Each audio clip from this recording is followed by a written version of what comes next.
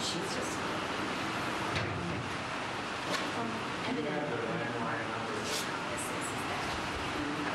evidently one of the scholars to introduce her to the committee, and perhaps this officer is taking that.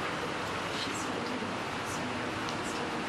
Although, that's ridiculous. She was just ridiculous. I watched the whole thing. It was nuts.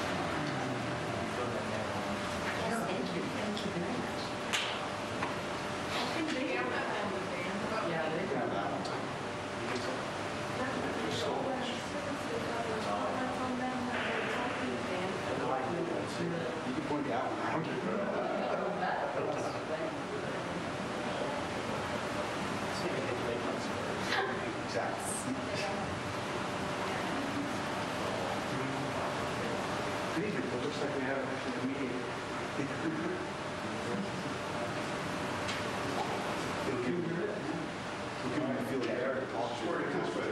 Okay, I'll give you your break right now, and I'm going to have to get up there. Turn off my cell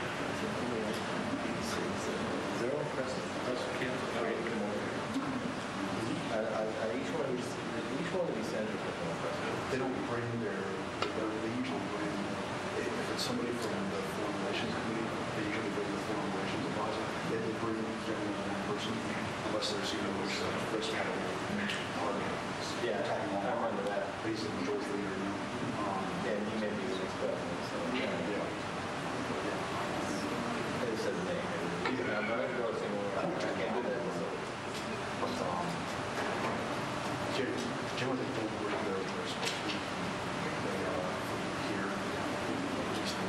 plan so far?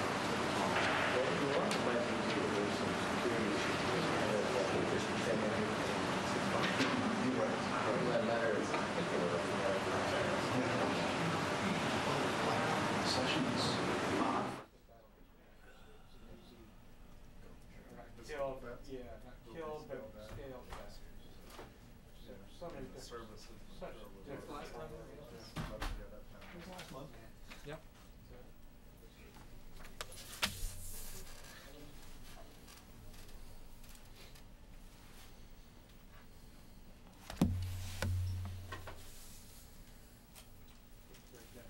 Well, thank you.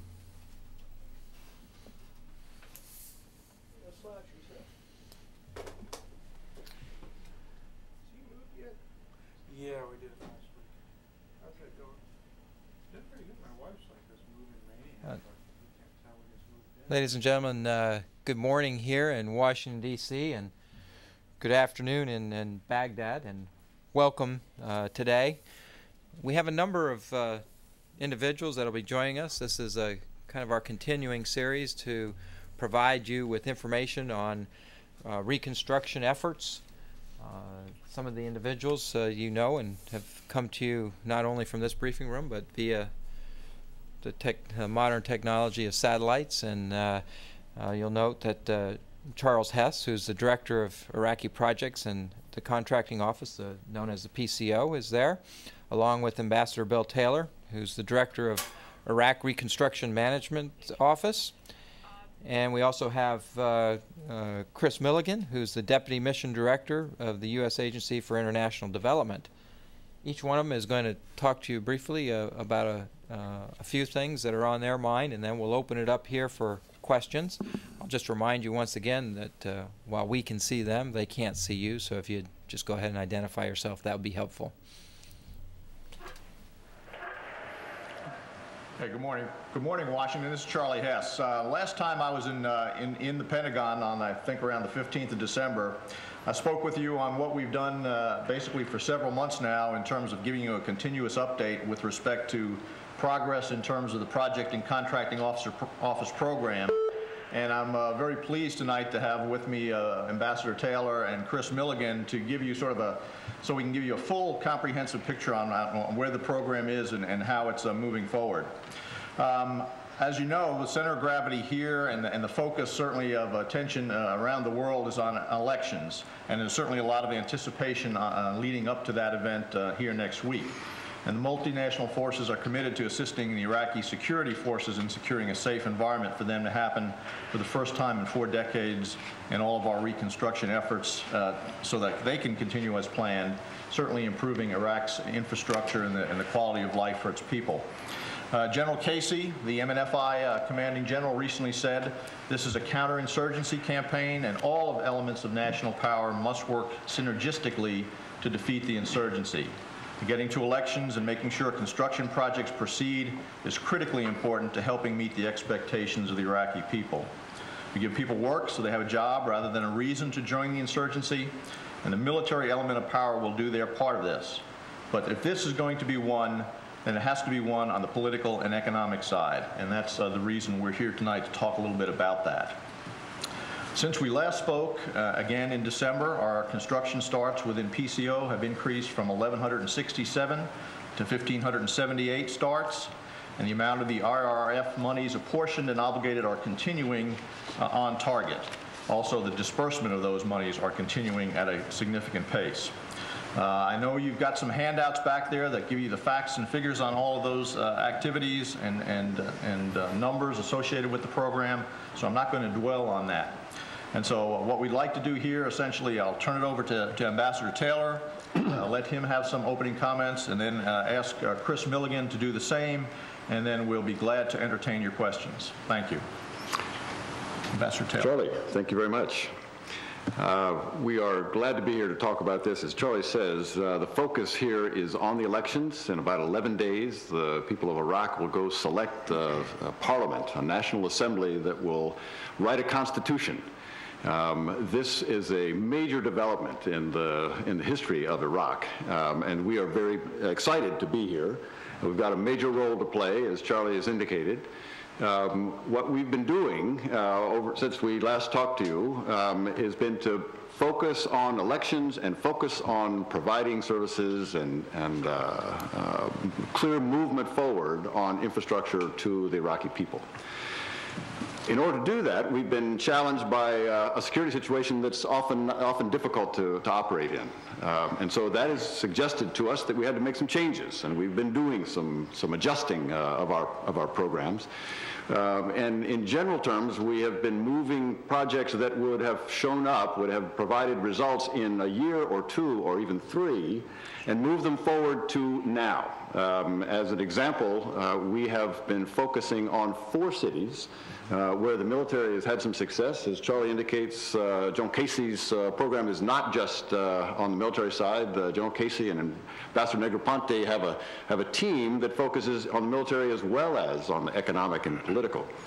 4 cities have been cleared, if you will, in major cases of terrorists. And following those clearances, we've been moving in with reconstruction work. And in Najaf, in Samarra, in Thara, that is Sadr City, and in Fallujah, we've been moving projects from the far distant into the near term. And so that's what we've been doing. I'll be glad to take your questions in a moment, but glad to have Chris Milligan, the acting mission director of USAID here in Baghdad. Chris. Thank you, Ambassador. I'm from the United States Agency for International Development, and since this is my first time attending these press conferences, I thought I'd take the opportunity to provide you with a short background on what we're doing in Iraq. USAID began working in Iraq in March 2003. Since then, we are administering about $5 billion in assistance through the first and second supplemental. We work across multiple sectors: infrastructure, essential social services such as health and education, economic opportunity, strengthening democracy, as well as emergency response to crises.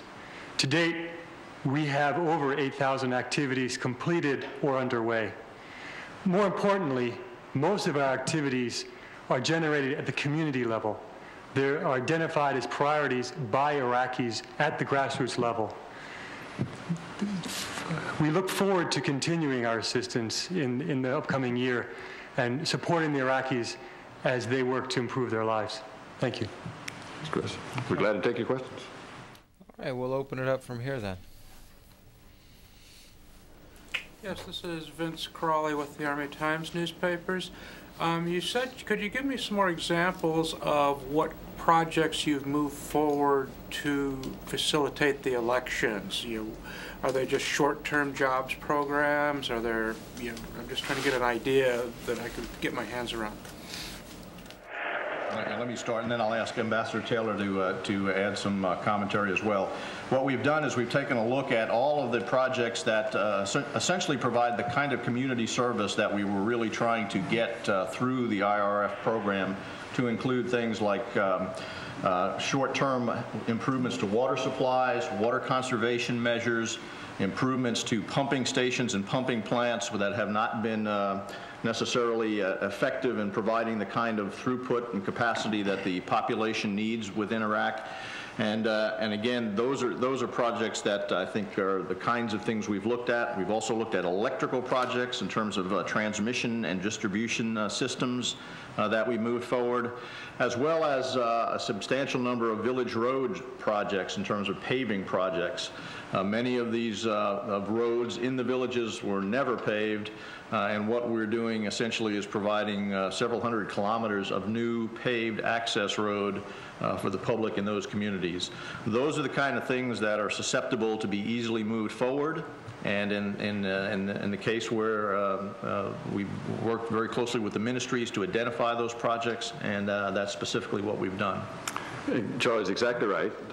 Just an example, in the electricity area, instead of working on large generation projects that, again, will take a lot of time to design and build and bring online, in particular in those 4 cities that I mentioned, and kind of the post-battle cities, we are focusing on hooking up businesses and homes. So the distribution of electricity, which also has the advantage of being able to be done by Iraqi firms. And this is an advantage not only for employment, as you indicate, there are employment opportunities here, but also the ministries are able to work, and ministries, Iraqis doing it, requires less security, which has been, as I mentioned earlier, a major problem. Jim? Jim Mannion from Agence Press. Talking about security, what has been the impact of the intimidation campaign on your reconstruction efforts? I would guess mainly in those 4 cities, but wherever else you're operating. Let me just do a little bit, and then both Charlie and Chris can describe the effects on their programs. But the security problems, and that is, we're talking about intimidation, as you've said, of workers, of truck drivers, of contractors, taking its toll on people who work for USAID and PCO. What that has done has been to require more security. That increases the cost, and it slows down the projects. What we need to do is focus on delivering the projects, but with due regard for the safety of the workers. On particular issues, Charlie, do you want to? Yeah, let me just also amplify on that. The security not only impacts indirectly in terms of the necessity to provide security forces and security details associated for the contractors so they can do the work, but it also, the insurgency also impacts the ability of us to produce the commodities necessary so that the work can be done. For example, when the insurgents damage oil pipelines so that electricity can't be produced, that curtails the power to the batch plant so that you can't produce concrete, so you're going to have to do that in a less effective manner. And that then increases the material costs. So again, what I would say is that security not only has a direct impact, but it also has the indirect impact associated with making things more costly to produce. Chris? That's correct. But in spite of these constraints, we do have progress that is continuing across, I think, all agencies. And we continue to look for workarounds in order to keep progress moving while addressing the security concerns. For example, this past month, we've been able to get 3 water treatment plants online and complete the work on some rehabilitation of the railroads in spite of the security conditions. So it's required us to rethink our approaches, find workarounds. It does create delays in some cases, but the important thing is that progress does continue. Did you need to follow up on that? Yeah, I mean, but overall, the sense I get is that it has slowed the reconstruction effort, that they are succeeding in that regard or to that extent. Is that fair?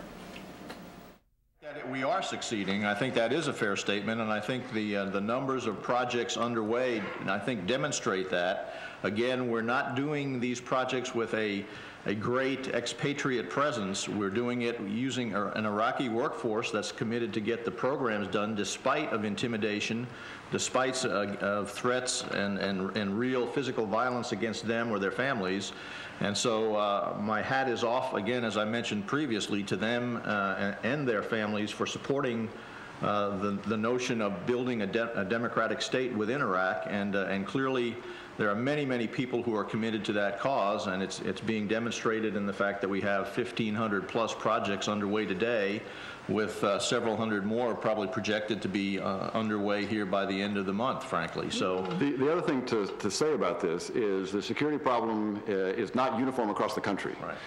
In the Northeast and in the South, security is pretty good. It's not to say there are no incidents, but it enables us to do work there, and a lot of the work that both Charlie and Chris are doing focused in those areas. The security situation is not as good in the center of the country. And there again, going back to these 4 post-battle cities, we were able to go back into Fallujah, where we couldn't work at all for the time when the insurgents controlled that city, and now we can get back to work in Fallujah. So it is geographically sensitive. Let's go to Tony. Hi, this is Tony Capassia with Bloomberg News. I had 2 quick questions. One, what is the bill right now looking like for Fallujah? When we talked I think it was 2 sessions ago, it was roughly in the $100 million range, Ambassador Taylor. And I had a second question on U.S. contractors. Yeah, on Fallujah, as you say, we started off looking at somewhere in the vicinity of 100 million, both on the U.S. side and on the Iraqi side. And that's, I want to make the point that the Iraqi government is playing a major role in the Fallujah rebuilding. That is likely, that 100 million is likely to go up, if for no other reason that we are looking at a compensation program for people whose houses have been damaged, in some cases badly damaged, and the government of Iraq is looking to see how it can compensate those people to allow them to rebuild their houses. So above the 100 million, I would imagine another $20 to $50 million will be applied to Fallujah. You had a follow-up. Yeah, well, this is on the Fallujah question. I asked you this a couple of sessions ago about the extent of damage from the conflict, and you were just going to Fallujah. In retrospect, was the damage a lot heavier than you had anticipated?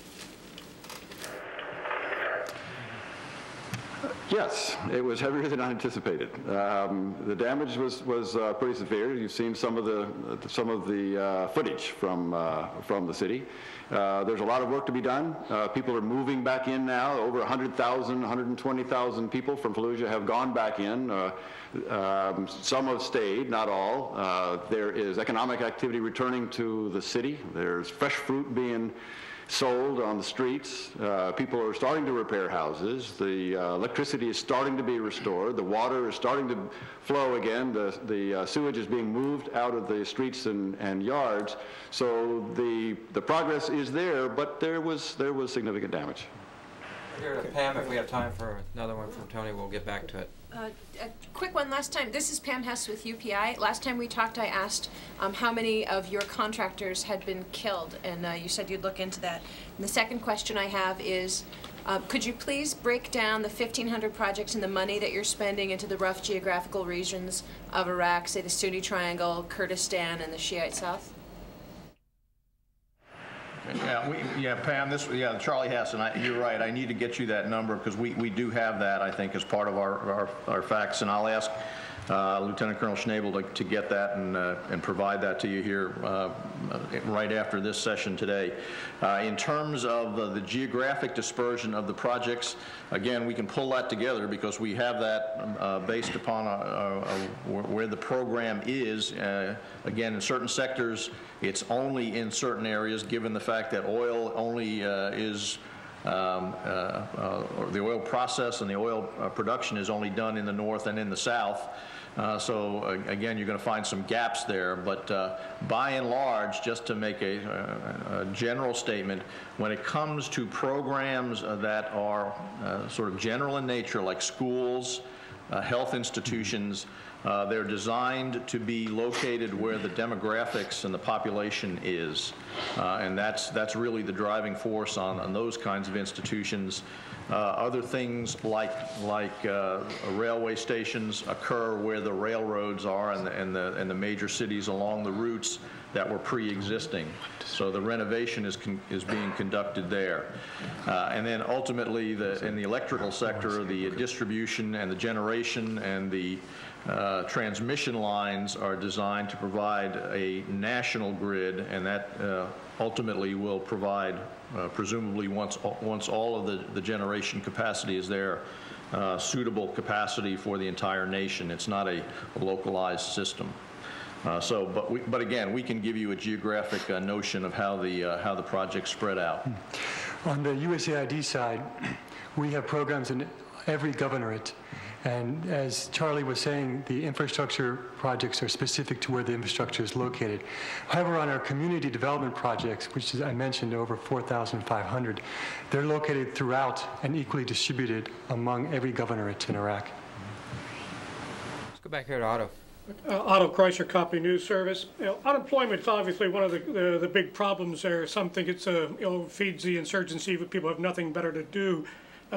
Any figures on how you're doing? Is what your project stimulating in employment? And is there any ripple effect of what your projects do that create domestic employment? Yeah, we do try to keep track of the direct employment of our programs on the PCO side, on USAID, on Corps of Engineers, and it's over 100,000 Iraqis who are working at any given time at the current, my current numbers, about 108,000. It does vary depending on the season. It varies depending on enemy activity. But we do take account. We do keep track of the employment. I would say, however, that the real benefit to employment is economic growth. And so, if we can set the stage for economic growth, not only on the infrastructure, on building the electricity infrastructure to allow shops to open up and businesses to reopen, but also set the stage on the economic regulatory side, the investment climate, which will come once the security situation is better. Then that's where the real source of jobs will be. Chris, you have an interesting aside to that is that throughout Iraq, there are business registration centers, and last calendar year, there were over 20,000 new businesses registered in Iraq. Now, those businesses will be receiving assistance in USAID programs in business skill management. There are programs that are training in employees in vocational training. We are also providing assistance to the government of Iraq in economic development and economic transformation, strengthening the central bank, strengthening the banking system, and modernization of the economy and the regulatory systems as well. So I think that it is good news that there were over 20,000 new businesses registered in Iraq last year, and that does provide some evidence of the economy growing and that there is spin-off and a multiplier effect for all these investments that are going on in Iraq.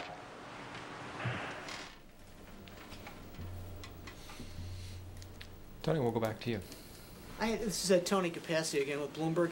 About a month ago, we had an example of a U.S. company based in Arlington or Alexandria, Virginia. I can't remember the name now, but the LA Times broke the story. The company pulled out of Iraq, citing security issues and insurance premium issues. Was that atypical, or is that a concern that you have that more companies will follow the example of this Virginia-based firm? Now, let me talk to that one. Yes, I'm familiar with the story and familiar with the company, and in fact, what we had agreed as a result of the work that they were performing and where it was being performed, that it was for a mutual benefit for us to try and do that work in a different mechanism than going through the design-build mechanism that we had established with them originally. And so consequently, this is one of those areas where, again, that was in the transportation arena. Clearly, in Iraq, there is a substantive transportation engineering capability as well as construction capability. And so given the security environment and given the concerns about security, again, it was mutually agreed, and we worked this also with the Ministry of Construction, which is responsible for roads and bridges, to accomplish a lot of this work using local contractors. And again, that enhances our ability to promote the work being done safely, with less of a security cost, and in a more timely fashion. And so that's the reason why we did that. Have you heard from other U.S. firms that they're contemplating pulling out, firms outside of transportation sectors? I have not heard of anyone else contemplating pulling out. Again, we are working with all of these firms that are doing design-build work to make sure that their footprint, the size of their expatriate staff, their use of Iraqi firms and employees is considered as they accomplish the work, again, given the security environment. Mm-hmm. USAID has awarded over 45 contracts and grants, and I agree with Mr. Hess.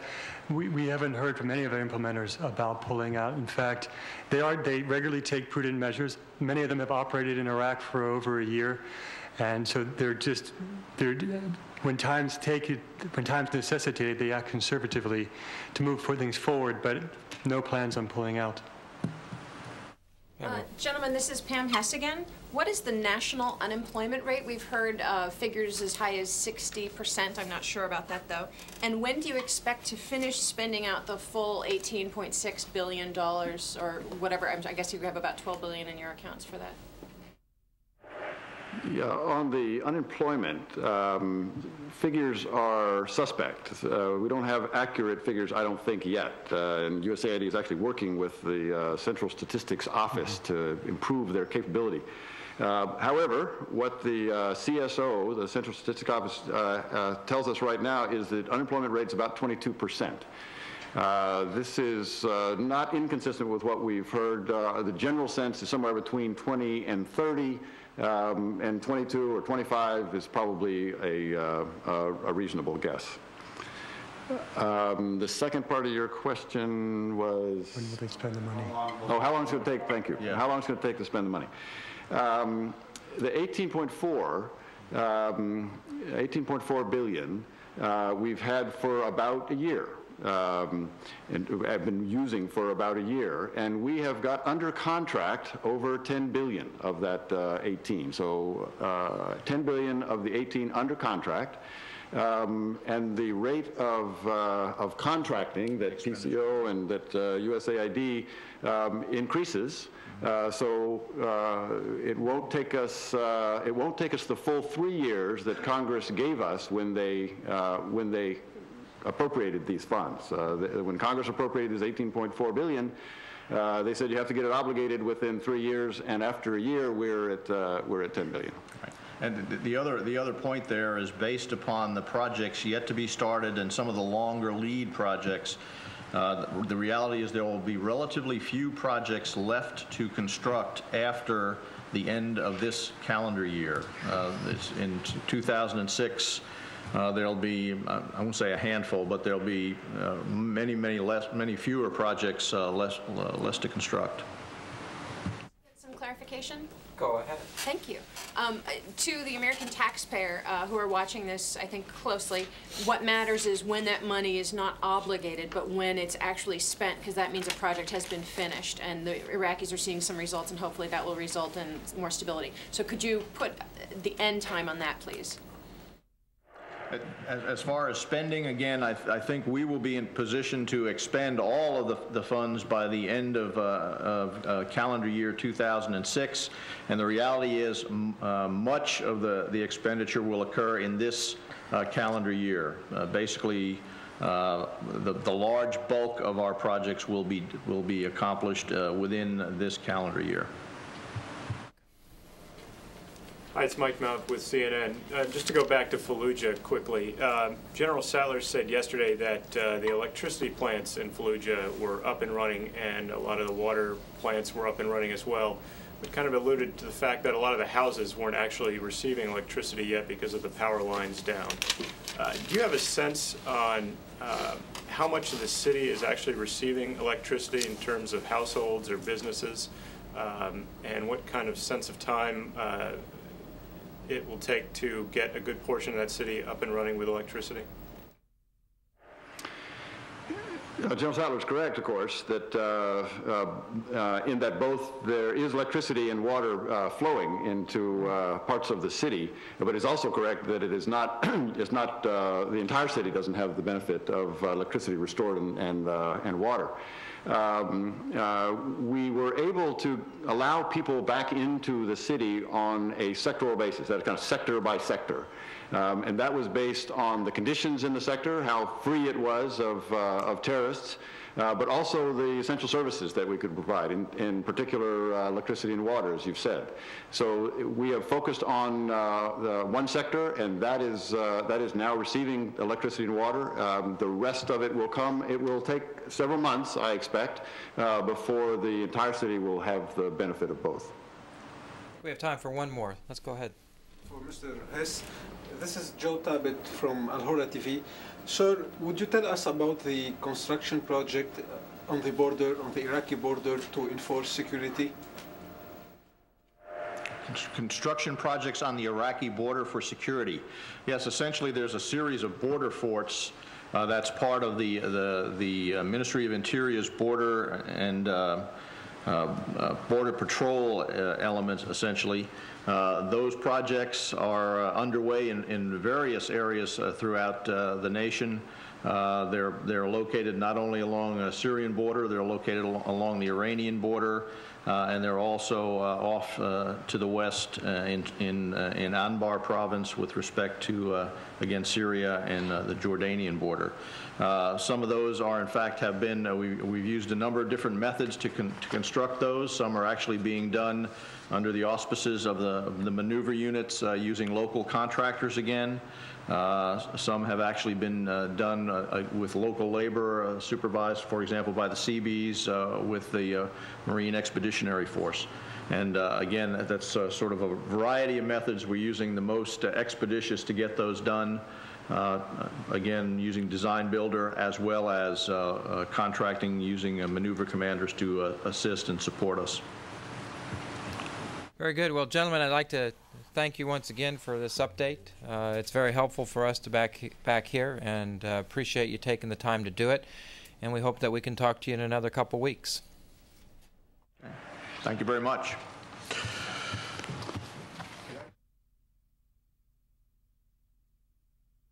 When you complete